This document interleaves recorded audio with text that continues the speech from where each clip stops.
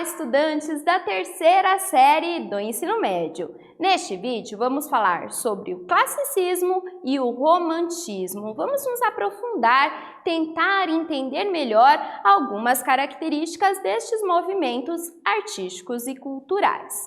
Começando aqui já com uma reflexão. Você já visitou um museu ou galeria de arte?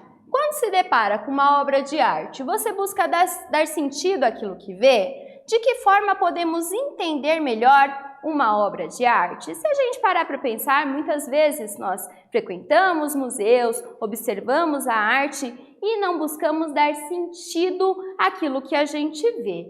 Uma chave de leitura bem interessante para a melhor compreensão e apreensão da arte é justamente entender o contexto em que foram produzidas. Compreender o contexto, compreender as características referentes a movimentos artísticos culturais é muito importante. E vamos compreender melhor o classicismo e o romantismo. São movimentos artísticos distintos, opostos.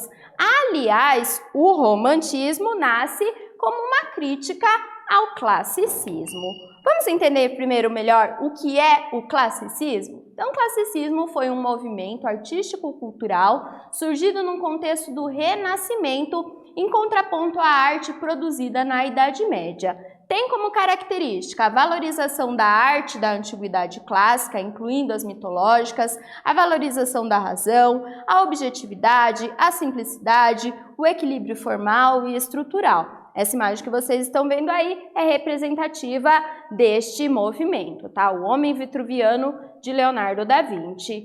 Enquanto o romantismo é um movimento filosófico, cultural e artístico surgido no final do século XVIII na Europa e que perdurou por grande parte do século XIX.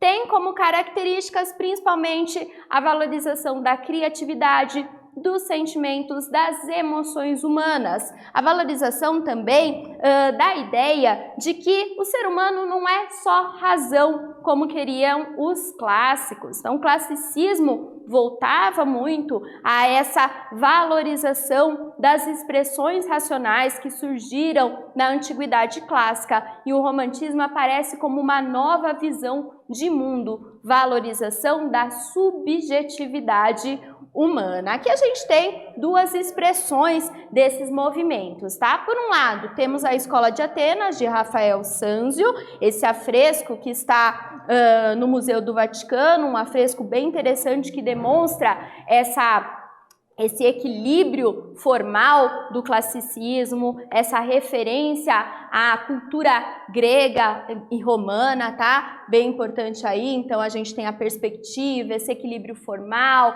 a racionalização aí, a razão valorizada no contexto dessa obra. E, por outro lado, nós temos Saturno devorando os seus filhos. Olha, é uma obra de Goya muito mais expressiva, sentimental, né? Dando vazão a essa criatividade humana, as emoções humanas, os sentimentos, não só a razão, como acontecia lá no classicismo, tá? O romantismo na arte conta com algumas características expressivas. Dentre elas, nós podemos citar a liberdade de expressão, o prestígio da imaginação, a valorização dos sentimentos, o enaltecimento da pátria, exaltação da natureza, principalmente no contexto do Brasil. Podemos falar também sobre a rebeldia, a crítica, a valorização da fantasia. São muitas características importantes do romantismo no contexto da arte e também da literatura. Aqui a gente tem algumas expressões dentro da literatura nacional muito importantes no romantismo. Podemos citar o José de Alencar, que está presente nas 3 gerações do romantismo brasileiro, Castro Alves, Álvares de Azevedo, Gonçalves Dias.